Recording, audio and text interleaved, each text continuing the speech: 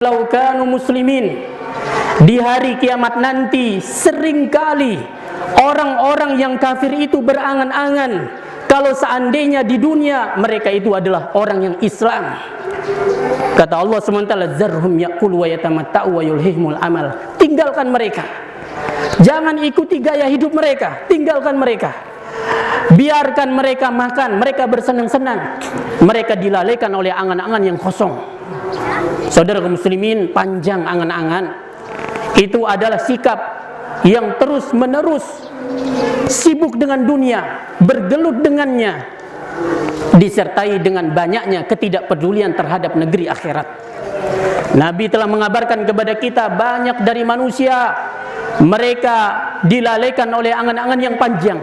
Kata Nabi, kata Buraidah bin Husayb, dia mengatakan Nabi membuat untuk kami garis-garis. Lalu beliau berkata, ini manusia, ini ajalnya dan ini angan-angannya. Fa bainama huwa kadzalika id atahu khatul aqrab. Ketika dia dalam kondisi demikian, tiba-tiba menghampirinya garis yang terdekat, yaitu ajalnya. Saudara kaum muslimin, yang mengherankan dari manusia, semakin dekat ajalnya, semakin panjang pula angan-angannya, dan semakin besar pula kecintaannya terhadap dunia. Saudara kaum muslimin, Nabi SAW telah bersabda, la yazalu qalbul kabir syabban fisnataini. Senantiasa hati orang yang tua itu senantiasa muda pada dua perkara, cinta dunia dan angan-angan yang panjang.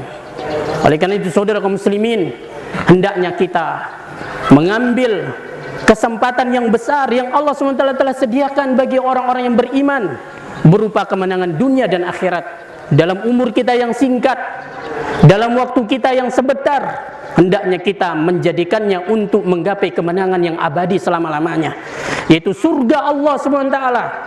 Allah SWT berfirman dalam surat Al-Ankabut ayat yang ke-60 atau 80, Allah mengatakan, wa ka'ayyim min dabbatin la tahmilu rizqaha.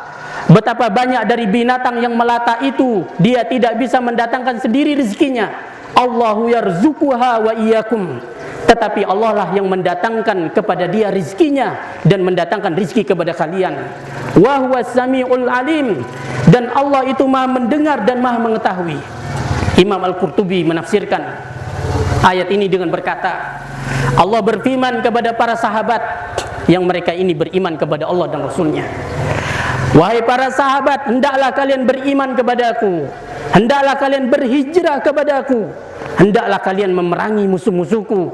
Jangan sekali-kali kalian khawatir ditimpa akan kemiskinan. Ingatlah Allah Subhanahu wa ta'ala yang memberikan rizki kepada binatang melata dan lemah, padahal binatang melata ini tidak bisa menyimpan dengan rizki untuk dirinya untuk hari esok.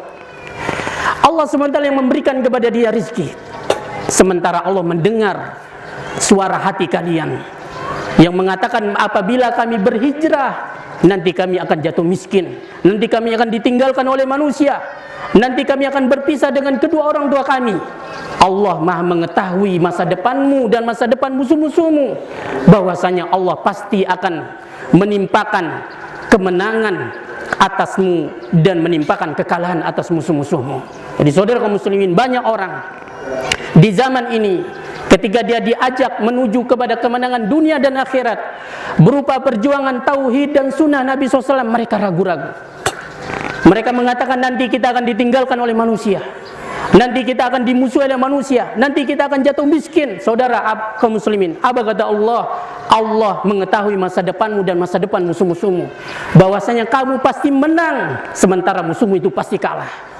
Oleh karena itu saudara kaum muslimin, hendaknya kita manfaatkan waktu yang singkat, umur yang sebentar di dunia ini, di mana banyak sekali saudara-saudara kita yang telah mendahului kita, yang mungkin pada Id yang tahun lalu kita masih bersama mereka di sini, tetapi di mana mereka sekarang setelah kematian menjemput mereka.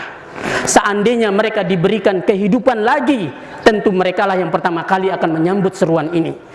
Lihat pula saudara-saudara kita di Palestina, di Suriah, di Irak, di Yaman, di berbagai macam belahan dunia. Saudara kaum muslimin, bukankah ini sebagai isyarat bagi kita agar kita bangkit untuk memperjuangkan Islam dan sunnah Nabi kita Muhammad SAW? Tak lupa kami sampaikan nasihat kepada kaum muslimah yang mana pada hari seperti ini Nabi SAW menasihatkan kepada mereka. Nabi SAW bersabda, ya ma'syaran nisa, wahai jamaah kaum wanita, tasaddaqna, bersedekahlah kalian. Maksudnya berbuat baiklah kalian. Fa inna kunna aktsaru hatta bi jahannam, karena kalian itu kebanyakan akan menjadi penghuni bahan bakar api neraka jahanam. Seorang wanita berdiri di tengah-tengah kumpulan wanita. Lima ya Rasulullah. Kenapa wahai Rasulullah?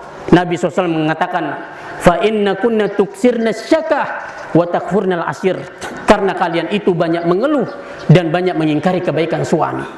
Saudara kaum muslimin, Nabi mengabarkan kebanyakan kaum wanita akan menjadi bahan bakar api neraka jahanam. Tetapi di samping itu Nabi memberikan solusi. Nabi SAW mengabarkan betapa mudahnya kaum wanita itu masuk ke dalam surga, betapa mudahnya mereka mendapatkan kemuliaan menjadi bidadari surga. Yang mana bidadari surga ini dalam salah satu hadis Nabi mengabarkan, wala nasifuha ala ra'siha khairum minad dunya wa ma fiha. Sungguh kerudung di atas kepala kaum wanita bidadari surga, kerudung di atas bidadari surga, di atas kepala bidadari surga itu lebih baik daripada dunia dan seluruh isinya. Kata Syekh Muhammad bin Shalih Al-Utsaimin, lebih baik daripada dunia dan seluruh isinya bukan dunia yang Anda kenal, bukan pula dunia yang Anda miliki, tetapi dari awal penciptaan dunia sampai berakhirnya dunia. Nah kaum wanita, jamaah kaum wanita, bagaimanakah solusinya? Bagaimanakah solusi yang dikabarkan oleh Nabi SAW agar Anda menjadi wanita yang mulia dunia dan akhirat?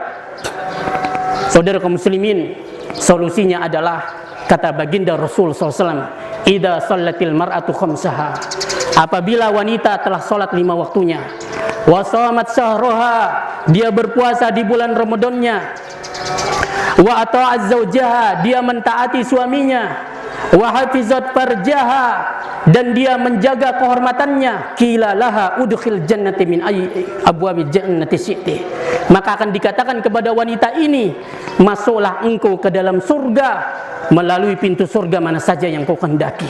Dalam sebuah riwayat yang lain dikatakan, lihat suamimu wahai wanita, wahai seorang istri, lihat suamimu, karena suamimu itu adalah surga atau neraka. Barakallahu li wa lakum fil Qur'anil azim wa nafa'ani wa iyyakum bima fihi minal ayati wa dzikril hakim wa taqabbala minni wa minkum tilawatahu innahu was-sami'ul alim. Allahumma inna nas'alukal huda wat tuqa wal afafa wal ghina.